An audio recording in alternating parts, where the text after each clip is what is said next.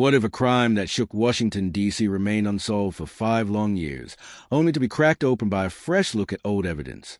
That's exactly what happened in the 2021 pipe bomb case, and the story behind it is more shocking than most people realize. The suspect accused of planting pipe bombs in Washington, D.C. recently made his first court appearance. Sources indicate he admitted to planting the devices and expressed doubts about the 2020 election. However, investigators note an important detail. He purchased all the bomb-making materials in 2019, well before the election, meaning the plot was likely not politically timed.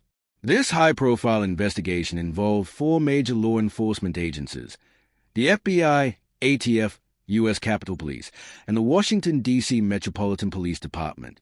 Retired FBI agent James Gagliano described the case as having a treasure trove of forensic evidence, including cell phone pings near the bomb locations, license plate tracking of his Nissan Sentra, and video and photographic footage.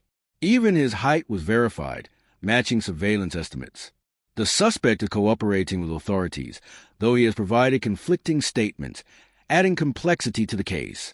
Investigators relied heavily on link analysis, connecting bomb components, power sources, initiators, explosives, and switches, which, although commonly available, were combined in a way that pointed directly to him. Although much of the evidence existed for years, authorities only identified the suspect recently, thanks to a fresh set of eyes reviewing the case.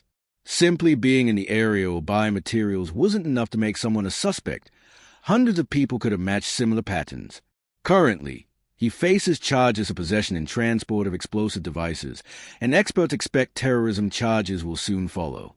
Retired FBI agents remain confident that, despite the long investigation, the case was ultimately solved correctly. This investigation shows how meticulous analysis, modern forensic technology, and persistent law enforcement efforts can finally bring justice, even years after a crime occurred.